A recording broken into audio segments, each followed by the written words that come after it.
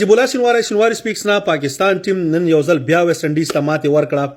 د پاکستان د کرکټ مینوالو ډېر مبارک شي. هغه کمپلیټ ټیم پرفارمنس او ښه کار دا چې زما فیورټ محمد وسیم ته چانس ورکړه. ګوره محمد وسیم د حسن علي په ځای یو ښه ښایسته سکیډي بالر دی. بیټینګ هم درته کولی شي مګر بالینګ کې هغه نن د کایل مایرز وکټه واخیسته هماغې دروازه خلاصه کړه چې محمد نواز هم 4 وکټې واخلي، شاداب هم وکټې واخیستې او افریدي شاهین افریدي خو تاسو معلومات دی زمون فیورټ بالر دی هغه او ټاپ کوالټي بالر دی. اول سر کې ورته وکټې اخلي هغه د شای هوپس. نو ویسټ انډیز کې شای هوپس، کایل میرز او شمارا بروکس دغه درې کسان دي چې دوی کې خامخا سینچري سکورینګ کسان دي.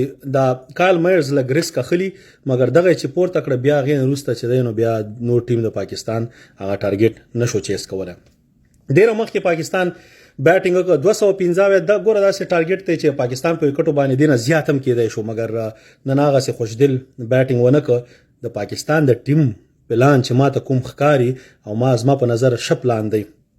اوپننګ ته زما د فیورټ خو تاسو ته معلومات دی رضوان دی مګر دوی غواړي چې فخر زمان هلته وي او بس ښه فری هینډ وله ورکړي. فخر زمان که هر کله مثلا 10 ګیمونو کې به 2 ګیمونو کې دی ایساریږي 50 سینچري به وهي کویک سکور به ورته کوي په 80 یا 80 بالونو باندې هغه به تا ته ښه سټارټ درکوي. ان کیس که مثلا فخر زمان فیل کېږي لکه زیاتره چې فیل کېږي نو امام الحق ان بابر اعظم دا دوه هغه پلیران دي چې لکه په T20 کې چې د رضوان او د بابر اعظم پارټنرشپ ته په ون ډے کې هم د دوی دی زیاتره سنچري پارټنرشپ وهي دوه چې دی کنسسټنټلی سکور کوي نو هغه اننګ سنبالي.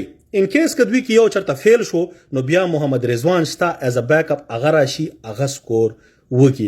هر ورځ به څوک سکور نه کوي مګر د دریو کې خامخا 2 کسان سکور کوي په ODI کې کني یو خو درته تر اخره پورې ودرېږي سینچري وهي. دا پلان دی. دې نه وروسته چې دی بیا دوی غواړي لکه محمد حارث و نن نواز مخکې راولېږه، شاداب یې مخکې راولېږه د خوشدل نه. دا 4 کسان دوی غواړي چې دا ټول پاور هیټر شي یا فینیشر شي.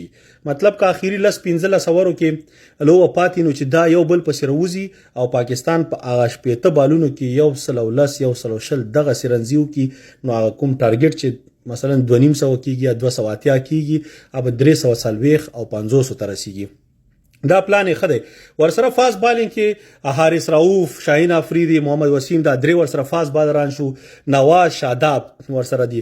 زه دې ته حیران یم چې خوشدل شاه ته ولې بالینګ نه ورکوي. هر میچ کې باید کم از کم 315 اوره وله ورکړي چې هغه کانفیډنټ وي ځکه لیفټ آرم سپینر دی او نن خو ښه موقع وه مګر خیر وخت سره به یې ورله ورکړي مګر دا ټیم کامبینیشن چې دوی کوم جوړ کړی بهترین ټیم دی.